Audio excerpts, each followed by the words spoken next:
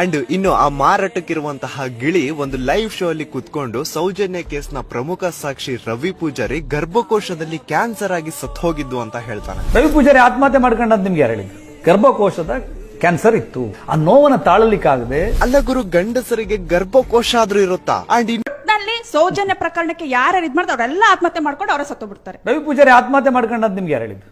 ನೀವೇ ಹೇಳಿದ್ರಲ್ಲ ಸರ್, ಇವಾಗ ಸ್ವಲ್ಪ ಹೊತ್ತು ರವಿ ಪೂಜಾರಿ ಅಲ್ಲ, ವಾರಿಜಾ ಅವರು ಬಿಟ್ಟು ಆತ್ಮಹತ್ಯೆ ಮಾಡ್ಕೊಂಡ್ರು. ವಾರಿಜಾ ಮೇಡಮ್, ವಾರಿಜಾ ಕುಟುಂಬದವ್ರು ಹೇಳಿದಾರೆ ಅವರಿಗೆ ಗರ್ಭಕೋಶದಲ್ಲಿ ಒಂದು ಪ್ರಾಬ್ಲಮ್ ಇತ್ತು, ಬಾವಿಗೆ ಬಿದ್ದು ಆತ್ಮಹತ್ಯೆ ಮಾಡ್ಕೊಂಡು. ಕೇಳಿ, ಗರ್ಭಕೋಶದ ಕ್ಯಾನ್ಸರ್ ಇತ್ತು, ವಿಪರೀತವಾದ ನೋವು.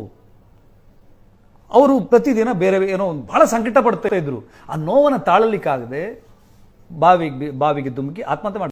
ಅಂಡ್ ಇನ್ನು ಆ ಮಾರಾಟಕ್ಕಿರುವಂತಹ ಗಿಳಿ ಒಂದು ಲೈವ್ ಶೋ ಅಲ್ಲಿ ಕುತ್ಕೊಂಡು ಸೌಜನ್ಯ ಕೇಸ್ನ ಪ್ರಮುಖ ಸಾಕ್ಷಿ ರವಿ ಪೂಜಾರಿ ಗರ್ಭಕೋಶದಲ್ಲಿ ಕ್ಯಾನ್ಸರ್ ಆಗಿ ಸತ್ತು ಹೋಗಿದ್ದು ಅಂತ ಹೇಳ್ತಾನೆ. ರವಿ ಪೂಜಾರಿ ಆತ್ಮಹತ್ಯೆ ಮಾಡ್ಕೊಂಡಂತ ನಿಮ್ಗೆ ಯಾರು ಹೇಳಿದ್ರು? ಗರ್ಭಕೋಶದ ಕ್ಯಾನ್ಸರ್ ಇತ್ತು, ಆ ನೋವನ್ನ ತಾಳಲಿಕ್ಕಾಗದೆ. ಅಲ್ಲ ಗುರು, ಗಂಡಸರಿಗೆ ಗರ್ಭಕೋಶ ಆದ್ರೂ ಇರುತ್ತಾ? ಅಂಡ್ ನಲ್ಲಿ ಸೌಜನ್ಯ ಪ್ರಕರಣಕ್ಕೆ ಯಾರು ಇದ್ ಮಾಡ್ತಾರೆ ಅವರೆಲ್ಲ ಆತ್ಮಹತ್ಯೆ ಮಾಡ್ಕೊಂಡು ಅವರ ಸತ್ತು ಬಿಡ್ತಾರೆ. ರವಿ ಪೂಜಾರಿ ಆತ್ಮಹತ್ಯೆ ಮಾಡ್ಕೊಂಡಂತ ನಿಮ್ಗೆ ಯಾರು ಹೇಳಿದ್ರು?